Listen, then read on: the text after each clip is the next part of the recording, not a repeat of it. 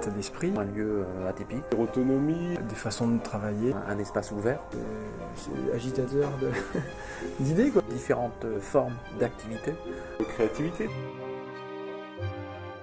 Au départ, c'était des espaces de coworking et puis ça s'est élargi sur tout ce qui est démarche collaborative. Et c'est un lieu qui n'est pas l'entreprise, qui n'est pas la maison, mais qui est entre les deux. C'est une démarche collaborative. On part du principe que c'est ceux qui ont des idées qui le font, qui prennent les décisions.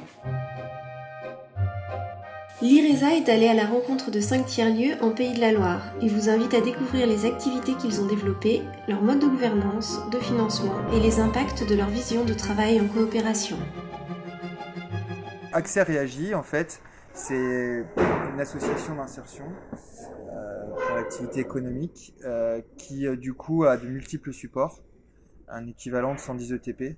Ce site-là a plusieurs activités, dont la recyclerie, on a l'atelier bois, l'atelier mécanique, on a l'activité aussi environnement qui gravite autour, avec l'utilisation du bois de chauffage, du compost, des broyats.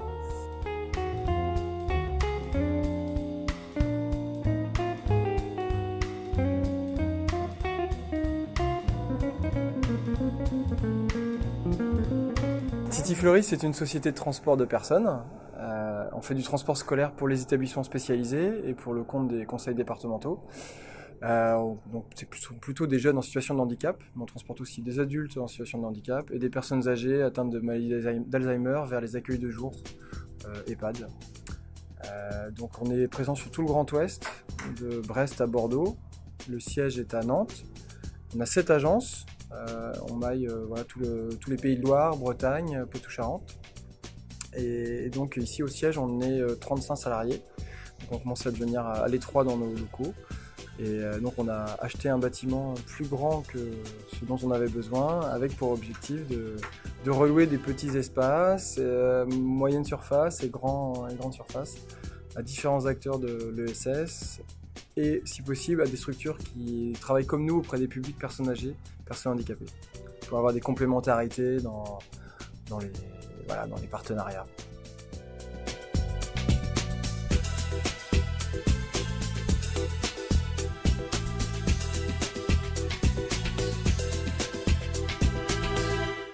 Ça a été un peu long, en fait, justement en 2004 de la part de Jimmy, qui a initié les choses. En fait, lui, il est arrivé sur les lieux, il est sculpteur monumental. Et donc, voyant tout le bâtiment là, de Central 7, qui doit faire à peu près 800 mètres carrés, et puis très haut de plafond, ça l'a directement intéressé. Puis il a demandé à avoir un bail de location à la commune de Nivoiseau, qui était le propriétaire des lieux. Donc ça a mis un peu de temps, mais le bail est obtenu, bail qu'on a toujours, bail précaire, qui est renouvelé d'année en année. Donc voilà, et c'était quand même un peu grand pour lui tout seul, donc il a proposé à d'autres artistes de le rejoindre. Et puis c'est comme ça que ça a commencé. Dès le début, il y a eu l'envie aussi de s'ouvrir au public. Il y a 11 ateliers de travail de mise à disposition dans ces locaux, et ça correspond à peu près à 70-75 mètres carrés par artiste.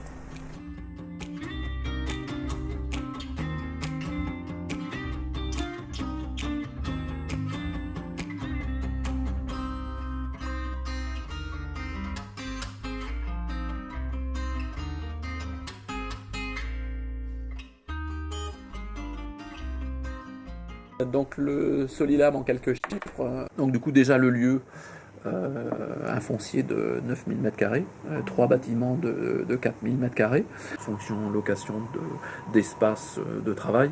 Après bien sûr la location des salles de réunion, on est d'ailleurs en train de développer cette partie-là, et d'augmenter cette offre-là, parce qu'il y a un vrai potentiel, un vrai besoin, d'une part pour les locataires ici, et puis aussi pour les structures extérieures.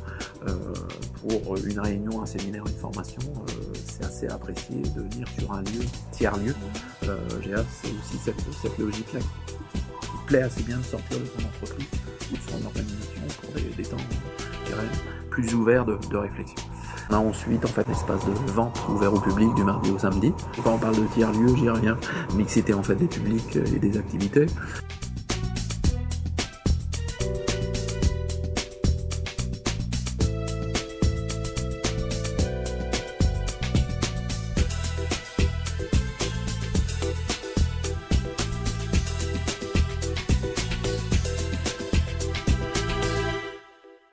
première chose qu'on a mis en place, bien avant de mettre en place le coworking, c'était de justement faire le mobilier et on l'a fait avec les habitants. Il y a presque un an maintenant, l'ouverture de l'espace aux coworkers. Donc on a un certain nombre de gens qui ne sont pas forcément du tout dans le numérique. On a un apiculteur qui vient pour faire sa compta parce que c'est un truc qui barbe, faire ça tout seul chez lui, de faire ça au milieu des autres, mais voilà, c'est déjà beaucoup plus sympa. Voilà, c'est très disparate, différent, et on pense que c'est justement ce croisement de gens qui, a priori, n'auraient pas à travailler ensemble qui va faire que des nouveaux projets vont se mettre sur pied.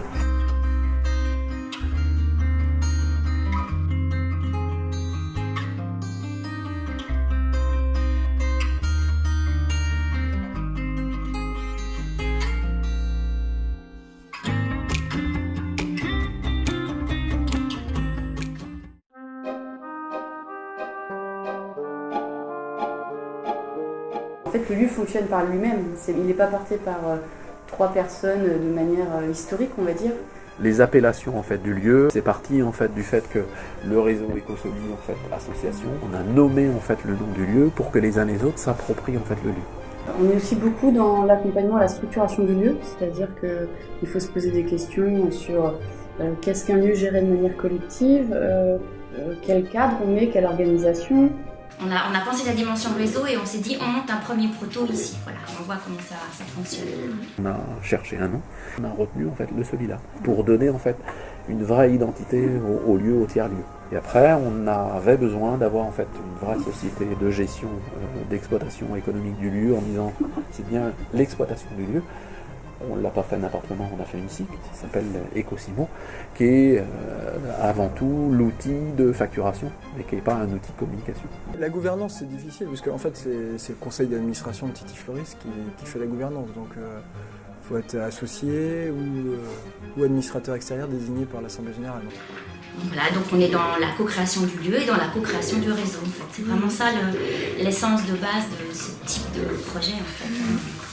Le fait aussi que Central 7 est un peu comme un tremplin, les gens passent. Donc comment est-ce qu'on prend en compte aussi ces notions de transmission, de se dire le lieu, on a 2 salariés, mais le lieu est géré par les artistes, le CA est composé des artistes qui passent, qui ne sont pas forcément du coin. Dans le projet initial, à la fois architectural et à la fois de concept, on n'avait pas en fait la volonté d'avoir en fait un lieu d'orientation, d'information et logistique du quotidien, mais n'empêche que la réalité d'une activité et des services, à un moment donné, en fait, on a un loyer tous les mois, en face on pèse aussi les services, et donc de ce fait-là, on a une responsabilité. Donc il y a des règles.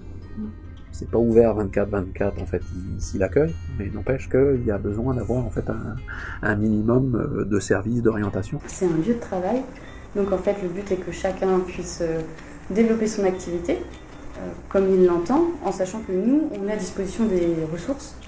En plus aussi du fait qu'on soit un espace de diffusion. On a 50 adhérents sur le lieu. On est une vingtaine à venir coworker de manière encore un petit peu ponctuelle et épisodique. On n'est pas ouvert sur toute la semaine. Voilà, on n'a pas une permanence ouverte tout le temps. Ceux qui viennent très régulièrement, ils ont la clé. Donc voilà, il y a nos heures qui leur conviennent.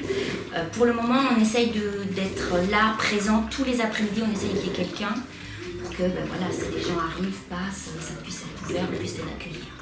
En fait, on n'a pas de vision de long terme. On essaie de l'avoir un peu, mais quand même ce conditionnement des financements qui ne sont pas assurés crée quand même quelque chose de stressant. Même pour des salariés, c'est pas évident d'être sur des projets où on ne sait pas l'année d'après ce qui va se passer. Mais je pense que c'est aussi le moteur du lieu, c'est-à-dire qu'on ne sait pas dans 10 ans le lieu sera comment et personne ne se projette dans 10 ans. Je pense du fait du fonctionnement du lieu, on est toujours dans une construction. Nous, ça fait 5 ans, on remet toujours en question comment on fonctionne.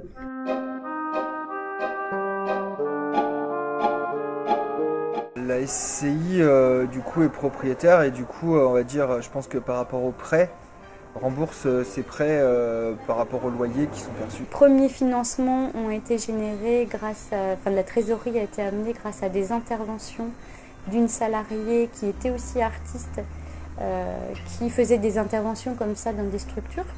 donc qui permettait de créer de la trésorerie pour l'association. Et puis on a eu des aides publiques, le Pays Segréen avec le département de Maine-et-Loire. Et puis en 2012, on a été conventionné avec la région Pays de Loire. On a des pistes aussi plutôt de mécénat, de fondation, ce qu'on va chercher. On aimerait bien aussi pouvoir déposer un projet sur ce qui est valorisation du patrimoine, et notamment amélioration des conditions d'accueil du public. C'est vraiment la SCOP qui est propriétaire des locaux. Et donc c'est la SCOP qui reloue les espaces. Actuellement, on rembourse 150 000 € par an d'annuité et on reloue pour 75 000 €. Il y a le bail classique 369 et sinon pour le reste on est sur le contrat de prestation de service, c'est-à-dire en fait ça inclut une mise à disposition d'un espace mais aussi d'un ensemble de services associés, donc salle de réunion, accès internet, le courrier, domiciliation, reprographie. Pour nous, ça a été une évidence de suivre et d'accompagner le projet de coworking du village Factory. Ils ont présenté leur projet un petit peu fou, mais tellement actuel et intéressant. C'est aussi du temps d'échange en participant à la vie du village Factory, en participant à des réunions par exemple. Ça nous met en relation aussi avec des professionnels qu'on peut accompagner sur différentes thématiques bancaires, sur des conseils, etc. Avoir un accompagnement professionnel, parce que souvent, c'est ce qui nous explique, on va voir sa banque quand on veut racheter une société. Et on n'a pas le réflexe d'aller voir sa banque quand on lance une société. Le fait qu'on ait déjà des locataires intéressés au moment de l'acquisition des locaux, ça permet, c'était indispensable au niveau du dossier de financement, de montrer la viabilité et l'intérêt de futurs locataires. On doit être à 410 000 € de chiffre d'affaires, donc en 3e année de fonctionnement. Et là, assez fier de dire qu'en fait on est au-dessus du prévisionnel. Donc ça veut dire que ça répond bien à un vrai service, à un vrai besoin. Donc on va dire en fait les loyers permanents, c'est 2/3 de l'activité. Le comptoir ensuite, et avec les locations ponctuelles, événementielles et salles de réunion, c'est à peu près aussi de l'ordre de 50 000 € chacun. Il reste après les activités annexes, que sont les droits de place des restaurateurs, que sont la location du hangar, que sont l'espace pépinière.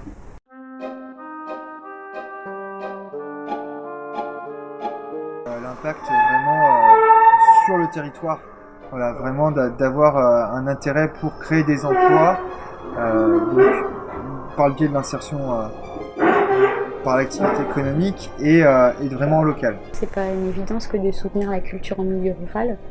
Tout le monde ne voit pas l'intérêt, l'impact positif et économique que ça peut avoir. Au niveau de l'emploi d'artistes, la vocation c'est la mise à disposition, mais c'est aussi l'accompagnement, la professionnalisation des artistes.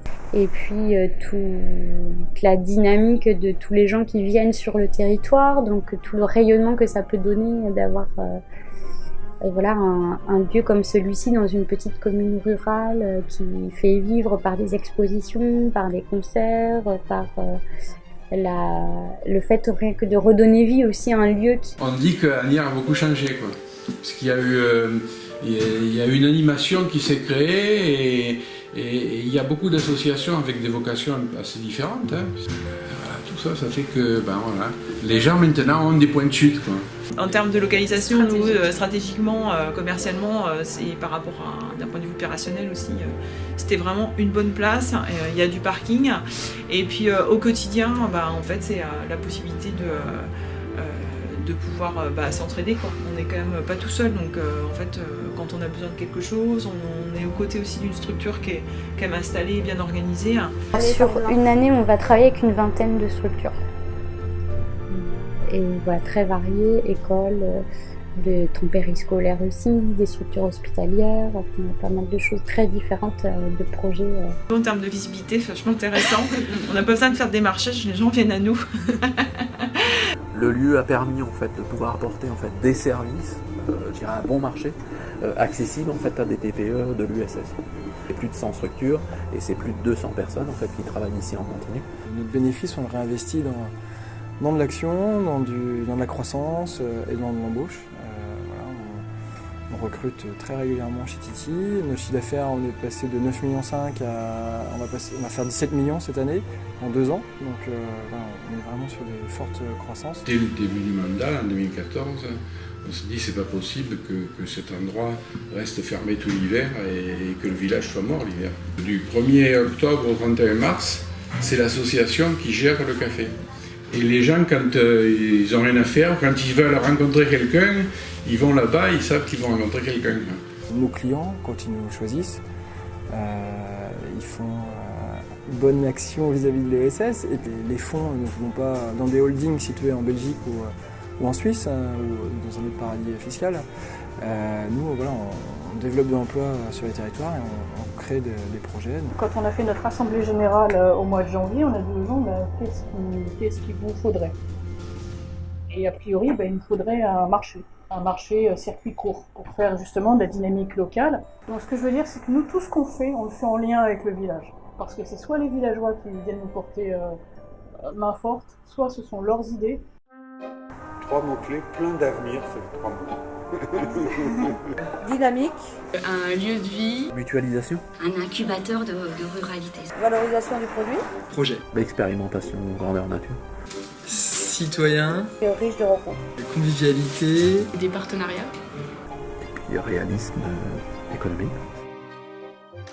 Les tiers-lieux apparaissent comme des espaces éphémères d'expérimentation sociale où s'expriment de nouvelles formes de travail collaboratif et de gouvernance. Ils vivent au gré des rencontres, des désirs de coopération, des projets partagés et des identités communes construites autour d'un lieu. Un tiers-lieu repose donc sur la mise en cohérence et la synergie de 3 conditions. Un projet de coopération créative, un espace partagé et un modèle économique viable.